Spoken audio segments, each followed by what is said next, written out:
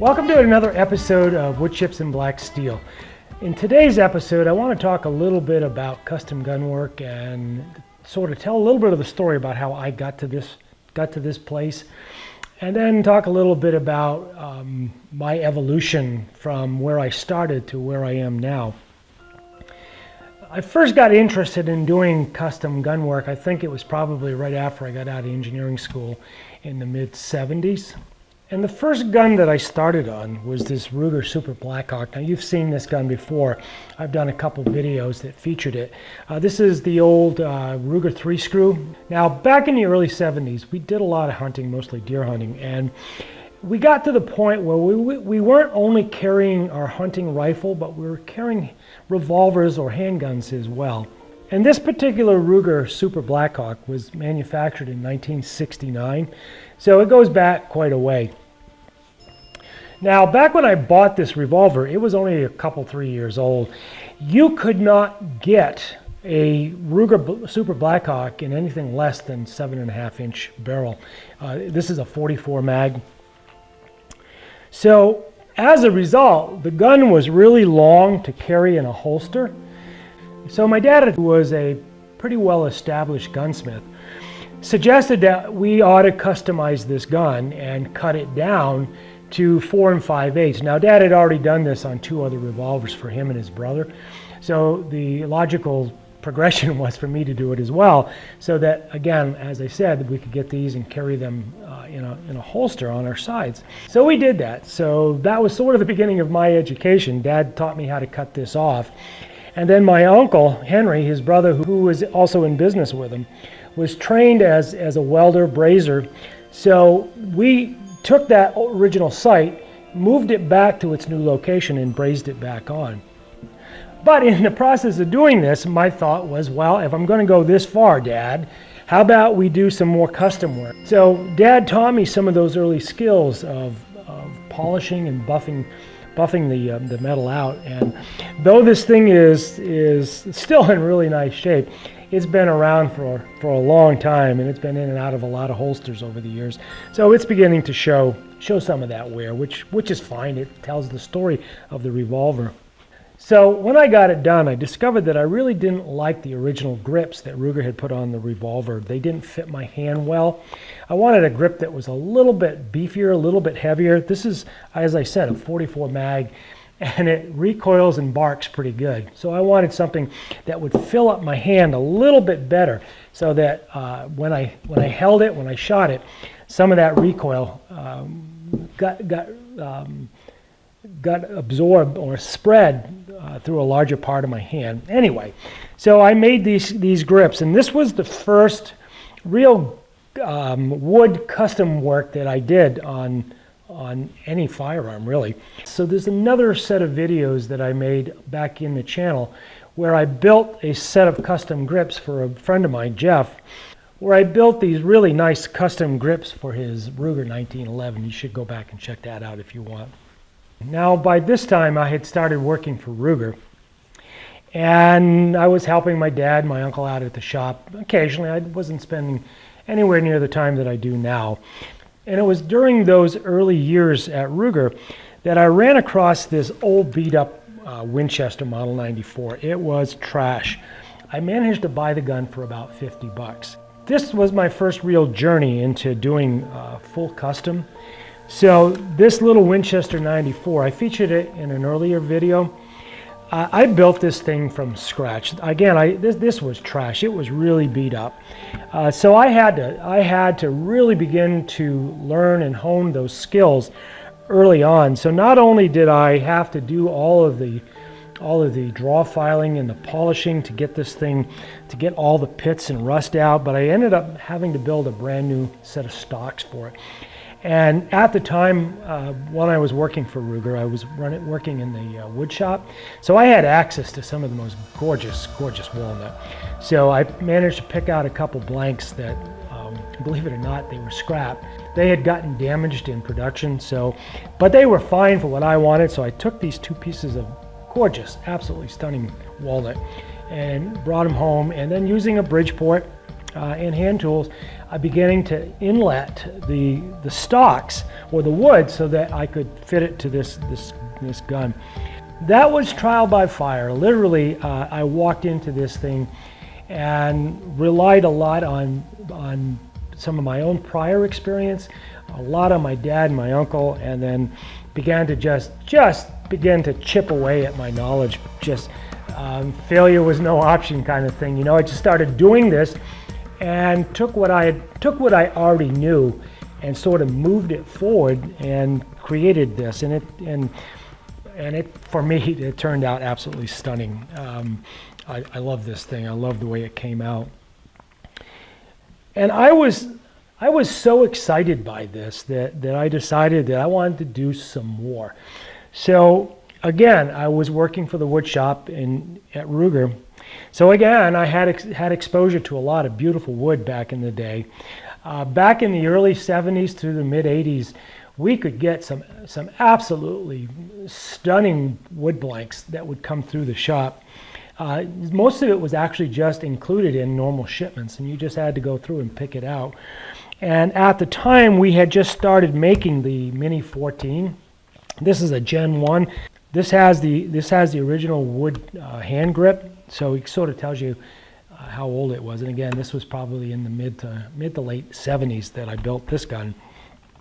It is the next sort of step that I took into this whole custom thing. This is bird's eye maple, and it is absolutely beautiful. So this is where I really first started to experiment with color buffing. Color buffing was the idea that you really brought a higher luster out of this. I wanted to make it more elegant, so I literally began to reshape the stock so that it was smaller to hold on to and it wasn't as big and bulky as the normal Mini 14s were. This is where I began to learn the art of applying finish so that finish looked like it was miles deep. And my dad, he also taught me the art of jeweling. So we jeweled the bolt, and it you know, praise to my dad. I mean, it came out nice. So I spent a lot of time with my dad and my uncle learning these skills. Dad also suggested that we do away with all the Allen head screws that were part of the build of this, and so we did, and quite literally. Back up here in the barrel block, we made our own screws so that they were all straight slotted screws, because that's what traditional guns have. They have straight slotted screws, and we polished it so that when they were tight, that the contour of the screws exactly matched the contour of the top block as well.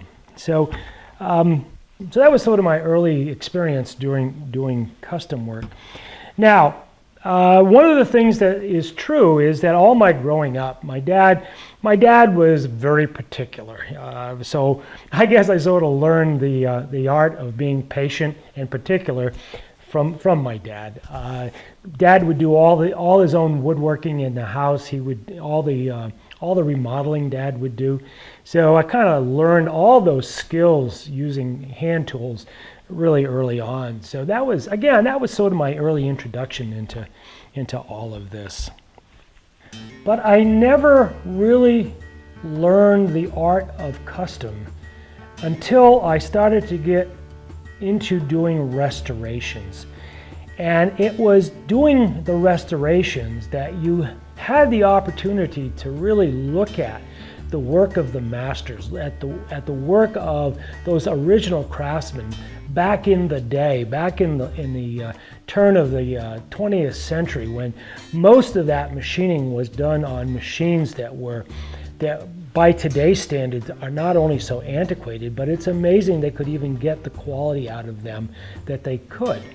So when I started doing the restorations, I began to look at and marvel at the quality of the work and the styling and the manufacture that went into these things. You know, we started to study the wood, we started to study the metallurgy, we started to study so much stuff. And it was also during restorations that I began to really fully understand the emotions that go into firearms and firearms ownership.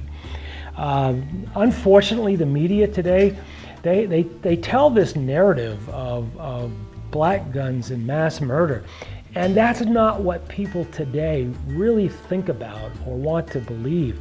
These guns, especially some of these older Winchesters or these older firearms, they mean something to people. An example that I like to start with is a customer, an older customer, had brought in this little 22 bolt action rifle, and he wanted my dad and my uncle to make it new again.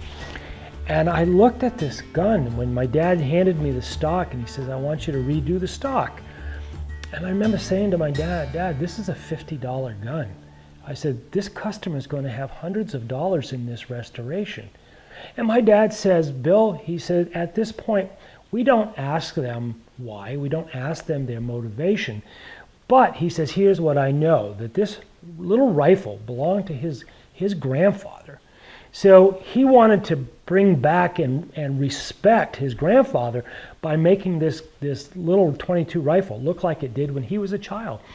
That was an eye-opener for me. That was me saying, holy smokes, this is more than just a piece of wooden steel. Same thing ended up happening with so many of these other guns, these couple of the Auto 5s that I've done. These things belong to family, and these folks brought these guns in because they wanted them. And we're talking about guns that were in really poor shape. I got to stress this. If one of these old firearms is in good original shape, we're not gonna encourage them to do the restoration. Matter of fact, we would probably discourage them from doing those kind of restorations because the originality or the original finishes of the guns are so important. But in all these cases that we've done this work, these guns were in really poor condition. They hadn't been stored well, or they'd been used hard. So it was something that you can sort of bring yourself to understand the motivation for doing these restorations. So again, those Auto 5s, 2 Auto 5s I did, these were family heirlooms and they meant something. I've got an old Ithaca coming sometime in the future. This thing, another thing, this is prior to 1900. This belonged to this guy's great-great-grandfather, and it's been in the family all these years. They've asked me if I'll do a restoration on this. And again, it's in poor shape. It's been abused, and it's going to take a lot of energy, a lot of work, a lot of research to bring this thing back to anything that looks like it might have looked when it came out of the factory. So these restorations really help you to understand and then to give purpose to the work that you do. Then there is custom work, and custom work sort of has that same emotional feel or tie or experience for the gun owner. We've done custom work for ages, and I'll show you here in just a little bit if you stick around. I'll show you some customs that have been done over the years that we've managed to bring into the shop, and I'll show you some of the customs that we've done as well. One of the early customs that I got involved with my dad and my uncle's shop was a Mauser action that the owner wanted us to create a hunting rifle out of this Mauser, and he wanted it to be in 45-70. So we did that. Same thing, we ended up building this rifle for this guy. It took us months to get through it because custom work wasn't the only thing we did at the shop. There was a lot of other gunsmithing, repairs, sales, the retail sales. So it took us a few months to build this gun. My dad and my uncle did all the metal work in this case, and I did the entire stock. When the guy came in to pick up the rifle, when we handed him the rifle when it was done, he looked at us and he said, "Damn you guys." And I'm taken back by this, and I'm thinking, what did we do wrong? Because we had shown him the work as it progressed. We handed him the rifle and he says, "Damn you guys." He says, "I asked you to build me a hunting rifle. And he said, instead, you built me a work of art." He said, "I don't dare to take this in the woods anymore."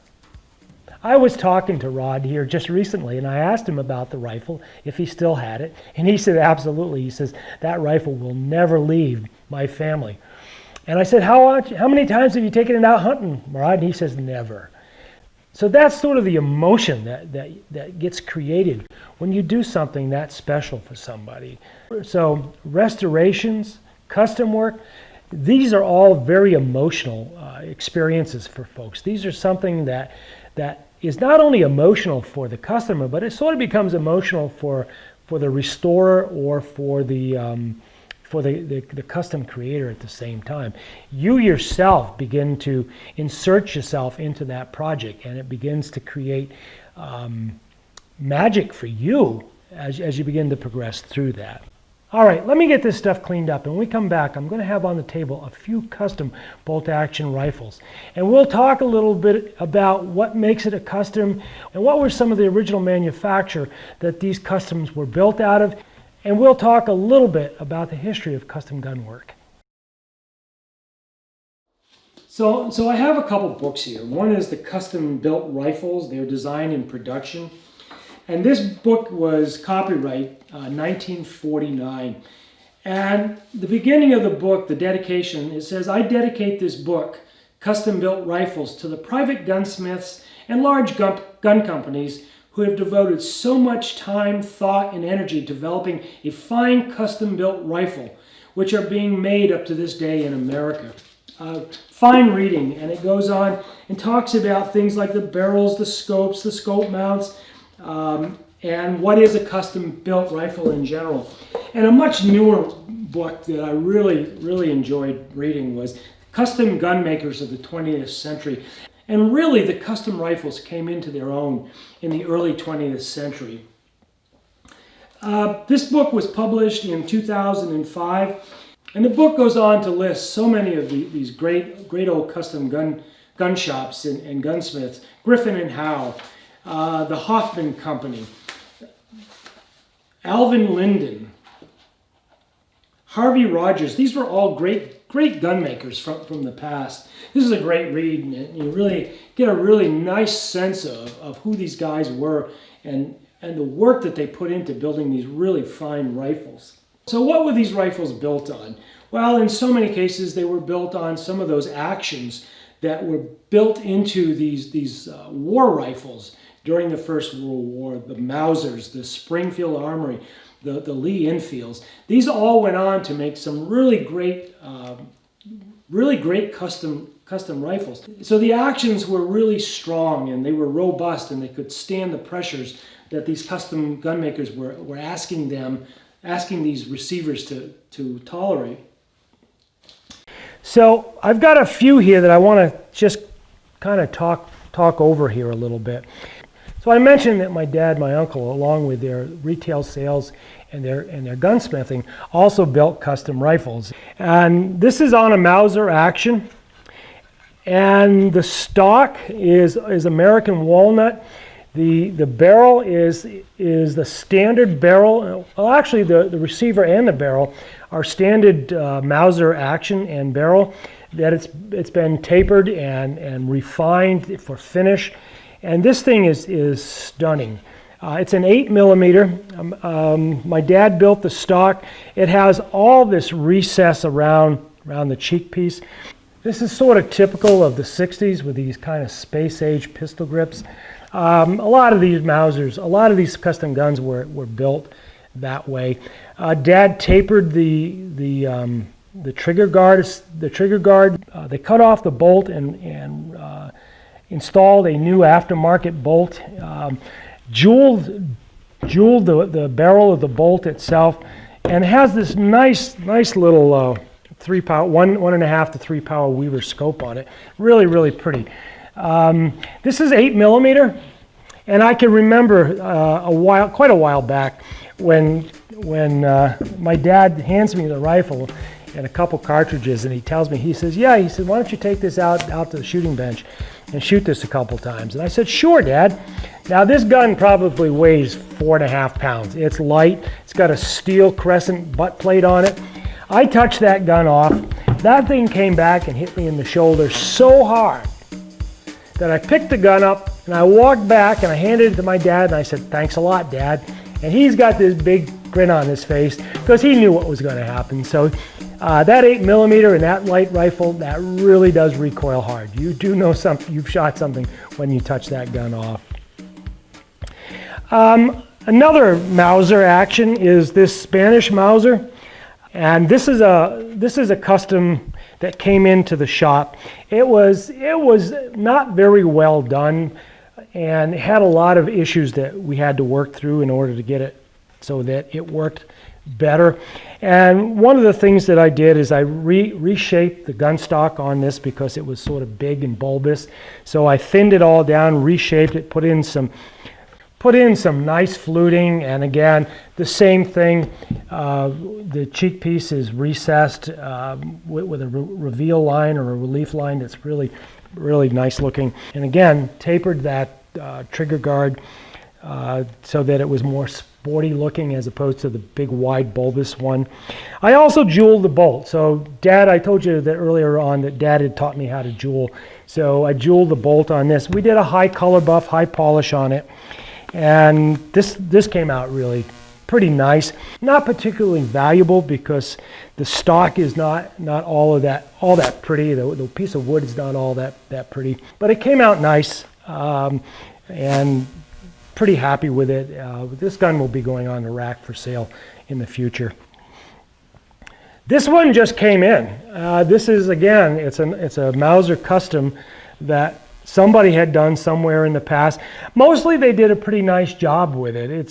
The bolt was jeweled, but it wasn't jeweled very deep, so a lot of that jeweling is starting to come out. This is a nice looking rifle. Whoever did this just did a standard relief on the cheek piece. There's no undercut, there's no reveal line, but it's pretty nice. If you had watched any of my earlier videos, you would have seen another Mauser custom that I did for a client. And these stocks were typical of the shape of the gun stocks coming out of the early 60s, early to mid 60s. That was the space age. So all of the design work at the time was to create shapes that were sort of futuristic or spaceship-like. So these tapered, aerodynamic looking wing-shaped grips and this large square forearm, pretty typical, and maybe it was stylish for the 60s, but today most folks don't do this. So the gun itself is a piece of history. This gun is for sale. It is down at the retail shop. So this is a nice looking gun, well done. Now this custom is interesting in several ways. It's interesting in how badly it was done, but it's interesting in that it's a 1917 Lee Enfield bolt action rifle from right after the First World War. So again, pretty robust. Now the person who did this built a custom rifle. Didn't change a lot from its original configuration. So there are some things that could be done a lot better. The shape of the stock is not very stylish at all. So you can see here, for instance, on the bottom, the trigger guard is as it was from the factory. It has this deep recess that's cut into the stock. Not very well done. The entire shape of the gun is not very stylish, as I said. It's got the full original length barrel on it. I'm curious to what that length is.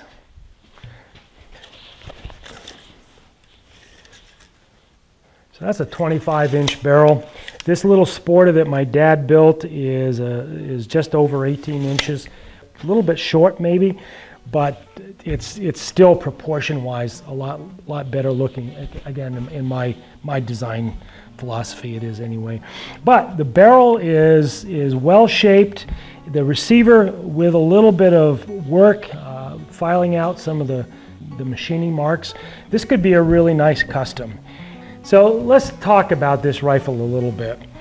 Now, I bought this rifle dirt cheap, and I bought it because I thought it would be a perfect candidate for this channel to actually take it and to do the metal work, to put a new bolt on it, to restock this, to maybe even create a stock from scratch, which I think I really want to do. So upcoming project is custom building this Lee Enfield.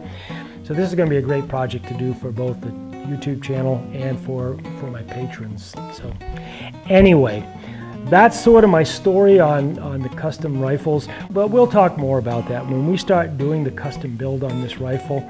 We'll talk more about history of custom gun work. We'll talk about some of these great old gun designers and custom gun makers from the past, and it's a great story. It's a great narrative, and as I said in the beginning of this video, it really does tell a different story about the emotions and the feelings that go into this work.